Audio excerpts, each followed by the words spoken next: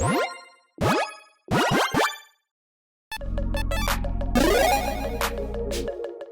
everyone, before we jump into today's episode, I wanted to tell you about Paragon, a brand new exciting trading card game inspired by the worlds of fantasy tabletop RPGs. The centerpiece of the game is the titular Paragons, which are similar to Commanders, and they determine what cards you can have in your deck, as well as give you powerful utility and combat abilities. The folks over at Paragon were kind enough to take me through a demo of the game, and the 4x4 battlefield grid brings in the importance of positional gameplay, which added such a cool and strategic element to the game. The Paragon Founders Edition is coming this fall on Kickstarter, so make sure you click on the link in the description below and follow Paragon so that you don't miss out on the launch of this exciting new trading card game.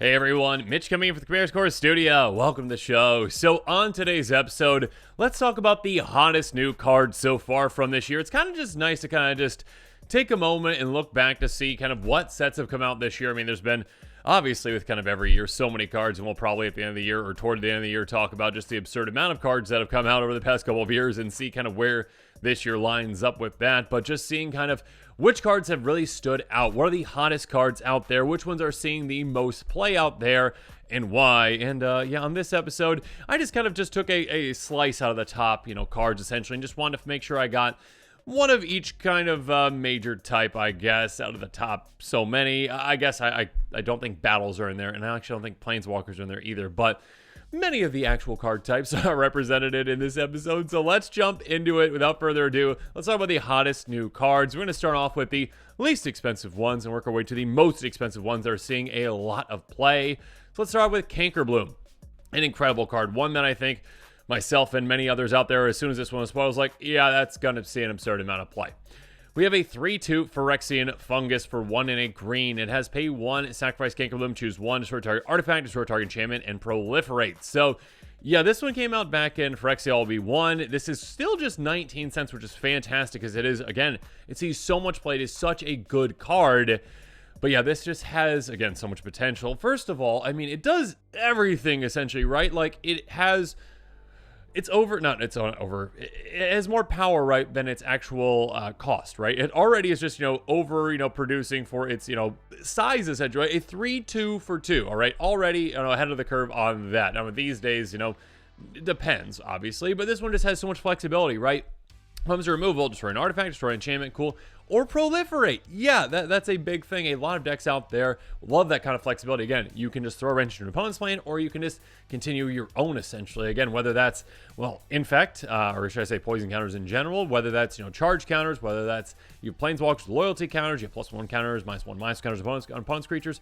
This does a lot for you. So yeah, again, if your deck has any kind of, counter manipulation and it cares about that, yeah, this is just like, okay, cool. Removal, that's also just a good-bodied creature for what it is. A really good card. Moving on. Yeah, one that the Rules Committee kind of flagged right away and said that, we got an eye on this one, which... I think that there's other fish to fry out there, but yeah, Mirkwood Bats, a 2/3 bat with flying that costs 3 and a black. Whenever you create or sacrifice a token, each opponent loses 1 life. This one, again, came out in Lord of the Rings, already is seeing a ton of play. Again, and this is like in the top, I think I have 16 cards I'm going to be talking about in this episode. Yeah, this is already in the top 16 cards or so from this year. And again, this came out in Lord of the Rings, which is one of our most recent sets. This card is incredible for many reasons. I mean, first of all, just aristocrat style decks love these kinds of cards, right? The Zulaport Cutthroat type card, basically, hey, drain your opponents. Now, whereas Zulaport Cutthroat's like, wait, whenever your creatures die, cool, drain 1. This one's like, oh, no. Hey, if you're making tokens and sacrificing them, you're basically draining 2. Because again, it's when a token is created, when a token is sacrificed. And again, it doesn't matter what kind of token, it doesn't specify the kind of token. It still could have specified like creature token, and it still would have been very powerful. But this one also counts, food tokens, blood tokens, clue tokens, and most importantly, of course, treasure tokens. Because, yeah, treasure tokens kind of took over a lot in some ways. And, yeah, you're just, casting a Brass's Bounty or whatnot. Oh, okay, cool, I make 8 treasures. All right, drains all of my opponents for 8. Sacrifice those treasures for mana, drains them for another 8. Just for having this in play, you just drained 16 with a Brass's Bounty and 8 lands, I guess you should say. But, yeah, there's plenty of ways to make a ton of tokens out there, whether that's creature tokens, whether it's treasure tokens. This does so much work for you. And, again, kind of doubles up on that life loss. There's a reason why I see so much play. Again, aristocrat, treasure strategies, clue strategies, whatever it's going to be. You've got plenty of ways to drain your opponents with something like this. Next up, Unnatural Restoration. This one sees a lot of play as well, just 31 cents currently. A sorcery for 1 and a green. Return target permanent card from your graveyard to your hand. Proliferate. So again, proliferating came out in a big way in 1. We saw a lot more proliferate cards than we have ever seen, and this just helped, again, certain strategies. Again, Infect, or again, try to say poison strategies, because you also have Toxic with that as well. Obviously, you know, again, counter strategies, +1/+1, -1/-1. And now it's just like, yeah, also, okay, so here's some, I mean, not card advantage, I guess, card replacement in a way, some recursion, essentially. Returning a permanent card from your grave to your hand. Yes, it doesn't help you with non-permanent cards, you know, instant sorceries, but still this helps out in a lot of ways. And also, again, very low to the ground way to proliferate. This card is seeing a ton of play, and again, it's still just 31 cents. Next up, just inside my budget currently with Tyvar's Stand, an incredible card. An instant for X in a green. Target creature control gets +X/+X and gains hexproof and indestructible on a turn. Wizards are starting to give more and more and more of these effects to, well, white and green. Essentially, 1-mana effects that are like, yeah, hey, protect whatever you want. I mean, this one's just creatures, but be able to protect it from essentially anything, right? The vast majority of things cannot touch your creature if it's got hexproof and hexproof and indestructible. So this essentially, again, is a potentially just 1-mana way to say, yeah, you're keeping your commander around or whatnot. But also, it can be a great card for just, hey, surprise, combat trick, +X/+X until end of turn. That can help you out defensively. Again, if someone's swinging with a big creature, you're like, huh, let's block that creature and take it out with a bigger creature now. Or also just swing through, I mean, especially with your commander and maybe, you know, a just giant, you know, amount of mana, which you can dump into. Obviously, you've got a lot of mana, you're in green, right? So you can dump a lot of mana into that, swing through, take an opponent out surprisingly. So this can be like a finishing card. This can be a, you know, again, combat trick. This can be a saving card. This has so much potential. It's a great card. Again, Voltron builds love it. I mean, for protection, also for pumping. I mean, just any kind of a deck that really wants to keep their commander in play for cheap and doesn't have access to a lot of counter spells, maybe. Yeah, it's just a great effect. So again, we've seen some more in white. We've seen some more in green. This is yet another good one, again, that has a lot of flexibility to it. Moving on, the Mycosynth Gardens. Now, unfortunately, we're outside of my budget already. $2.53 for this card. It's a crazy good card. It's a land sphere that can tap for a colorless. Pay 1 in tap to add 1 of any color. So there's some mana filtering there if you need it. Also, pay X tap. It becomes a copy of target non-token artifact you control with mana value X. The potential of this card is just crazy. Again, so this one, yes, I mean, you might not want to just throw it into a 5-color deck because obviously, I mean, yes, it can filter your mana, so actually there is that. It just depends, I guess, on the build and on the amount of, you know, utility lands you're going to be using in that deck and, you know, how you really care about fixing your mana with that.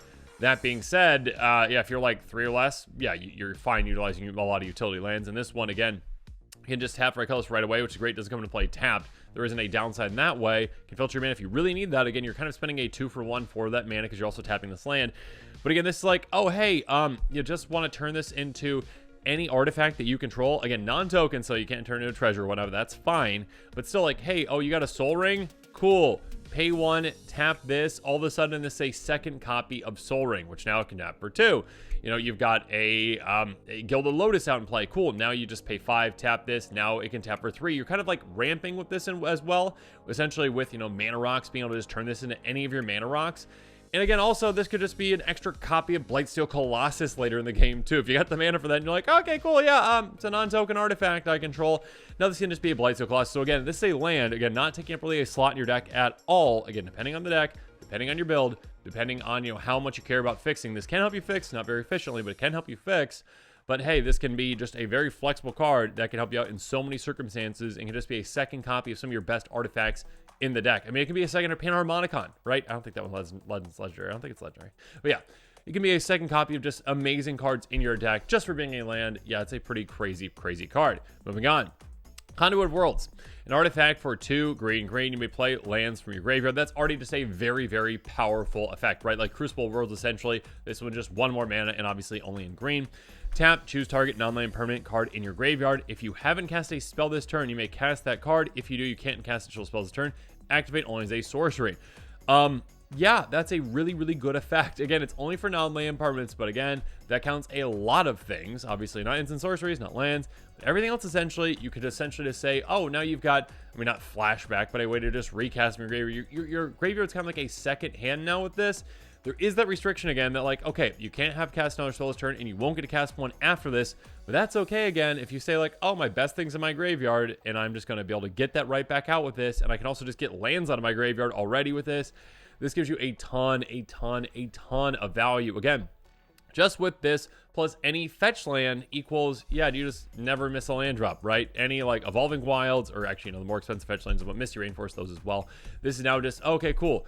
Play that fetch land, crack it. Okay, go get my land.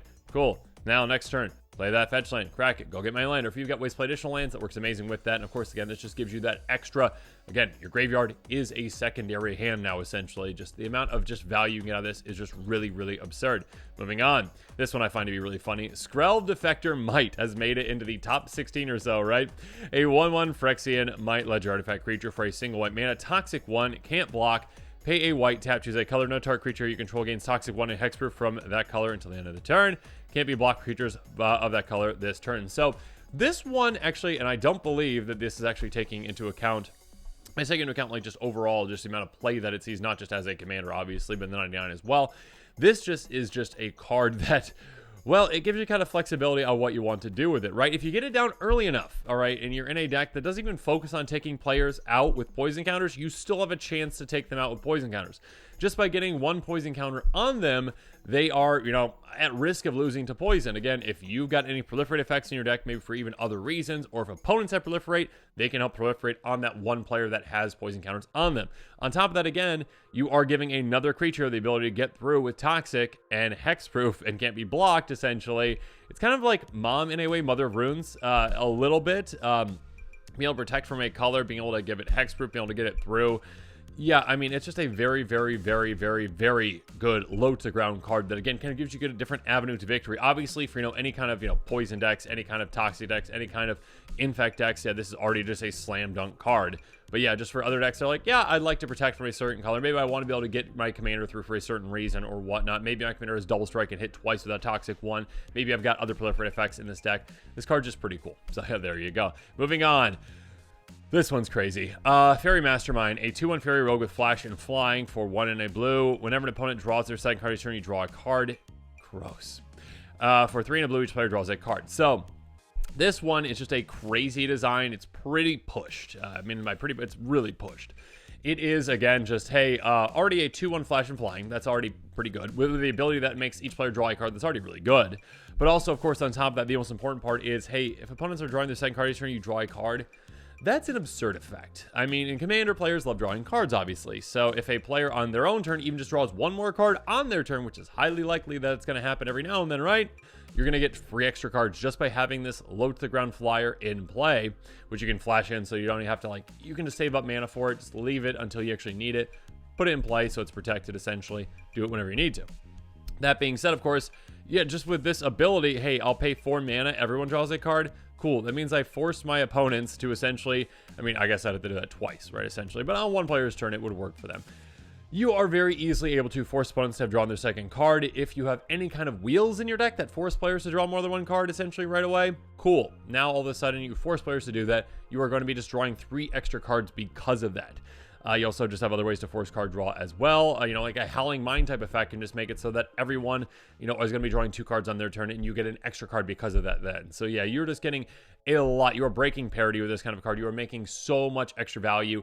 Again, whether you're forcing it or not, whether you are making those cards being drawn or not, it's going to happen. Players are going to draw cards, and you are going to get a ton of value out of something like this. It's pretty absurd. $4.60 currently. Moving on. Zopandrel Hunger Dominance. A 4/6 Phyrexian with reach that costs 5 green. Beginning of each combat, double the power numbers of each creature you control until end of turn. Pay Phyrexian green, sacrifice 2 other creatures. Put an indestructible counter on this. So this is basically like, oh gosh, what's the one from the Midnight Hunt one or whatever, where it just doubles up power just as an enchantment? Oh gosh, I can't remember. Unnatural Growth, something like that. 1 green, or whatever, 4 green. This is basically the exact same thing as that. Hey, every single combat, not just your own, you're doubling up power and toughness of all your creatures, which again, with this one, it's like, oh, okay, cool. Yeah, it's 7 mana, but now it's an 8/12 already, which is basically very easily to become indestructible. Also rage. So yeah, this one has just so much potential again in any kind of creature strategy where you're like, yeah, let's go to combat. Giant creatures, cool. And again, this is really hard to deal with. This one can also be impactful, with any kind of, aristocrat style benefits as well. If you've got creatures that actually want to be sacrificed, cool. Do that with that. Regardless, again, hard to deal with. Pretty big threat in and of its own. Can block pretty much anything you want it to be able to block. And also, just pump your team. It's a game ender as well. $5.41 currently. Not surprised to see this one sees so much play already as well. Moving on. This one might be one of the least surprising ones to see up there. Tribute to the World Tree. Enchantment for green. Whenever a creature is battlefield under your control, draw a card. If its power is 3 or greater, otherwise put 2 counters on it. Basically a better Garrick's Pack Leader, essentially. And Garrick's Pack Leader, I think, is a 5 mana creature that basically does the exact same thing as that first part. If a creature is battlefield under your control, draw a card with its power is 3 or greater. This one also just like, oh, by the way, if you don't meet that requirement, cool, let's help it. Let's help that creature by getting some counters on it. So essentially, again, a low to the ground enchantment. Yes, it's a decently restrictive casting cost, right? You can't just throw this into a 5-color deck and expect to be able to cast it all that often unless you've got an absurd amount of fixing. That being said, if you're like 3 or less colors, yeah, you're like, okay, cool, sure. Help me out with a counter strategy. Help me out with some draw. If you've got a ton of creatures in there, you're going to get a lot of value out of this. And again, enchantments, like I've said before, are probably the hardest permanent type to really deal with in most circumstances. You've got probably more ways to get rid of artifacts. You've got obviously plenty of ways to get rid of creatures. Like most wraths are like, hey, Wrath of God, get rid of creatures. But yeah, this on an enchantment's like, oh yeah, I'm just going to stick around and be pretty hard to deal with. And you have to dedicate some removal to me, or I'm going to just give this player a ton of value. Again, whether that's cards drawn or whether that is, again, just getting counters on creatures that are too tiny. So yeah, either way, again, like if you put a 1/1 into play, it's like, oh, okay, cool. Now it's a 3/3. That's a huge jump. So yeah, this card sees a ton of play already. $6.44, not surprising. Moving on. Definitely not surprising either. Sulfin Mayhem Dominus. Yet another Dominus in the top 6 staters, though, right? 5/4 Phyrexian, 4/2 red. Face source you control will deal non-combat damage to an opponent or a permanent opponent controls. It deals double that damage to that permanent player instead. 1 Phyrexian red. Discard 2 cards. Put an indestructible counter on Sulfin Mayhem Dominus. Yeah, this one, again, not surprising. It sees a lot of play. This one, just doubling up your non-combat damage, essentially to anything that's not your own, right? Damage to opponent or permanent opponent controls, so it does not double up damage to your own. Again, very easy to make this one indestructible, even probably easier than a lot of the other ones. Just basically 1 mana and 4 life, probably. And hey, discard 2 cards, that's okay. You can even have some benefits from discarding cards in certain decks as well. And then all of a sudden, this is just really hard to deal with. And just in play, and yeah, now your non-combat damage just goes even further. If you got some fireballs, have fun with that, taking your opponents out. Next up, okay, yeah, Delighted Halfling, $11.70, not surprising. 1/2 Halfling Citizen for a single green mana, tap for a colorless mana. Oh, also, tap for 1 mana of any color, spend this mana only cast a legendary spell, and that spell can't be countered. So this makes like Boreal Druid, but just even better. I mean, like Boreal Druid, even better. It basically, so Boreal Druid, I think, is just a 1/1 for a single green that can tap for a colorless. And that was already just like a very efficient mana dork. Yeah, it couldn't help you fix your mana. That's fine. This, like, oh, no. I'm like Boreal Druid, like, plus Cavern of Souls, essentially. So this one, again, in any kind of a deck out there, again, you are going to have a commander. It's commander, right? You're going to have commander. And hey, now all of a sudden, your commander is basically uncounterable. This can just be a low to the ground mana dork. It's basically like Birds of Paradise and Cavern of Souls combined, essentially, with Boreal Druid in there too. But yeah, basically just, hey, okay, perfect mana fixing right away for your legendary spells, including your commander. And also that spell's not going to get touched. I'm just going to be a great mana dork for you. And all of a sudden, your opponents can't counter your commander, which again can just be game ending and deadly. And if you're in a legendary tribal deck, of course, it's just incredible because it's like, oh yeah, I've got my Jodah the Unifier deck with all the legendaries. All my spells can't be countered as long as I'm using this creature to help cast them. So it's pretty absurd. Yeah, making a Birds of Paradise plus is just pretty gross. Obviously, there's some scenarios where Birds of Paradise is better. Yeah, I mean, if you need a different spell, to be paid for and it's not legendary, you don't have the mana for it, yeah, sure, okay, Birds of Paradise is better there, but in most scenarios, this is like, yeah, just strictly better. Moving on. Elishnorn, Mother of Machines, $22. Here we go. 4/7 Phyrexian Praetor with Vigilance for 4 and a white. If a permanent enters the battlefield causes a triggered ability, a permanent you control trigger, the triggers at all time. Permanents entering the battlefield don't cause abilities a permanent your opponents control to trigger. So basically, Panharmonicon Plus. Again, Panharmonica, I believe, just counts artifacts and creatures. This counts all permanents. So kind of like Yark, is that the one? Anyways, this one is just, hey, Panharmonicon, but also Torpor Orb for your opponents, shutting down all of their ETBs. So double up your own, shut down your opponents. And on a 4/7 vigilant creature, that's already really good. So being able to say, yeah, you know what, let's just get so much extra value, and your opponents get no value. You just, even if you don't play towards that, you know, shutting down your opponent's stuff, this is already just a really good card, just doubling up your own. But it's also just the extra benefit of, oh, if your opponent has to, you know, care or happens to care about, you know, getting ETBs, all of a sudden that shuts them down. Again, if they've got a blank deck, their strategy is just ruined for the most part with this kind of a card, this kind of a, well, Commander and the 99, of course, already seeing a ton of play. Next up, this one, again, one of the least surprising ones out there. 4/4 Phyrexian, Mondrek, Lgori Dominus, for 2 white. If one or more tokens be created under control, twice the many of those tokens are created instead. Pay 1 Phyrexian white, sacrifice 2 other artifacts and or creatures, put an indestructible counter on this. Yeah, this one is just basically, hey, do you like tokens? Yes. Oh, creature tokens? Oh, cool. Non-creature tokens? Treasures? Yes. Okay, cool. Let's double those up. So yeah, I mean, those kind of effects are always expensive these days, right? I mean, you've got your doubling season, which also helps with counters. This does not help with counters, but you know, parallel lives, annoying procession. Let's just make another one of those essentially, and here you go. Also, you can just make this indestructible very, very easily. Again, sacrifice some other artifacts and or creatures. It doesn't specify non-token. If that did, that would make this slightly worse, not that much worse. But again, hey, okay, you have any effect that creates a single token. Let's say you created a Thopter. Cool, you get a second Thopter. Do you want to sacrifice those to make this indestructible and really hard to deal with? Absolutely. So again, for to say single mana and 4 life, there you go. You can do that. Yeah, a token doubler, of course, is going to be very popular. Yeah, I don't know if I have anything else to say about that one. Moving on, Orcish Bowmaster is currently $46. This card has had a huge impact in many places, and again, according to the rules committee, is on their radar. No, we shall see them. A 1/1 Orc Archer with Flash that costs 1 and a black. When it enters the battlefield, and whenever an opponent draws a card except the first one they draw into their draw steps, Orcish Bowmaster does 1 damage to any target that amass Orcs 1. I mean, Wizards really pushed this one. They really pushed this one, and they've had plenty of ways to solve this. Instead of doing it, they could have just made it a punishing effect for that player that is actually drawing extra cards, right? So instead of it being like 1 damage to any target, which is pretty absurd, it could have just been 1 damage to that player for drawing extra cards. But they didn't do it that way, and because of that, well, you've got so much flexibility with this, where this is like, oh, that player just drew 10 cards. Cool. I'm flashing this in. You're going to be drawing the 10 cards. It's going to be 10 damage to whoever I want. It doesn't have to be at that player. It doesn't have to be at their creatures. It doesn't have to be at their planeswalkers. It can be at anything on the board. So you can spread that out in the perfect way that you need to. And you're also getting a 10/10 Orc army at the same time. Now, that's just a nice little tack to add on, essentially. But yeah, being able to just take out a lot of things, especially if you have your own wheels, if your opponents are wheeling, this is a card that can kind of just tilt the game and just kind of just say, yeah, this is kind of what the game's about right now. So yeah, we shall see where the rules committee kind of ends up on this one. But yeah, this card is seeing an absurd amount of play. Finally, though, the card that is the most expensive out of all of these is going to be the One Ring. Now, not the 1/1 ring, the 1/1 ring that is serialized, I believe, was bought by Post Malone for like, what, 2.6 million or something like that. But one of the least expensive versions out there you can get for 54, which is still an absurdly expensive card for most of us normal folk. Anyways, the One Ring is a legendary artifact with indestructible for 4 mana. When it enters the battlefield, if you cast it, you gain protection from everything until your next turn. That's already very scary. At the beginning of your upkeep, you lose 1 life for each bird encounter on it. Put a bird encounter on it, then draw a card for each bird encounter on the One Ring. So this one is just a pretty absurd card when it comes to the amount of card draw that can give any deck out there. Again, any deck, it does not matter what it is, because again, this is a card that is, well, colorless or whatnot, essentially. Hey, yeah, you can just use it in any deck, and this is just a crazy good draw engine for you. First of all, it's indestructible, so your opponent's going to have a hard time taking this out.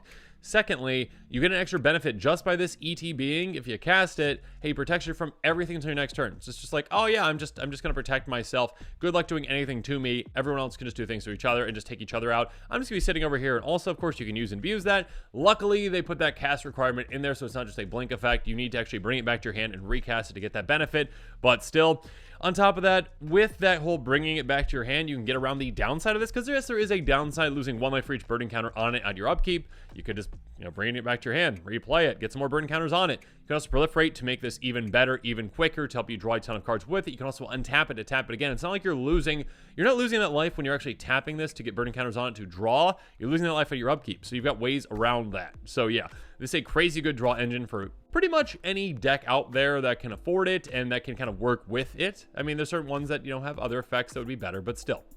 It's a crazy good card for a lot of decks out there. And again, yeah, the potential use for this card is just pretty absurd.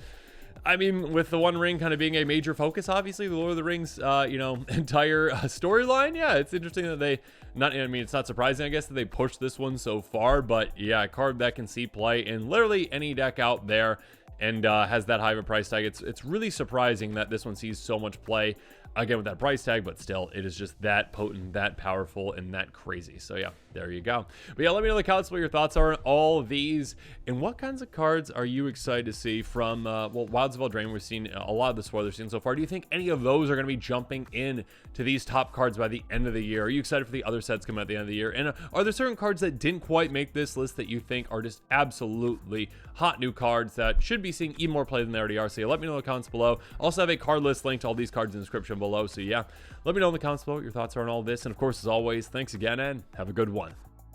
This show and episodes like this one are possible thanks to viewers like you. If you're looking for an easy way to help support this show, make sure that you like, share, and subscribe. Also, hit that bell notification icon so you don't miss any new episodes. You can also go check out our playmats and other merchandise at thecommandersquarters.com. We also have a ton of brand new t-shirt designs in stock, so make sure you check out those as well. Another easy way to support this show is with our TCG Player affiliate links. So whether you're buying a deck or individual cards, you can use this general link right here or one in the description. And the final way that you can support this show is by supporting us directly by becoming a patron. There are many benefits to being a patron, and I truly couldn't do this without all of their support.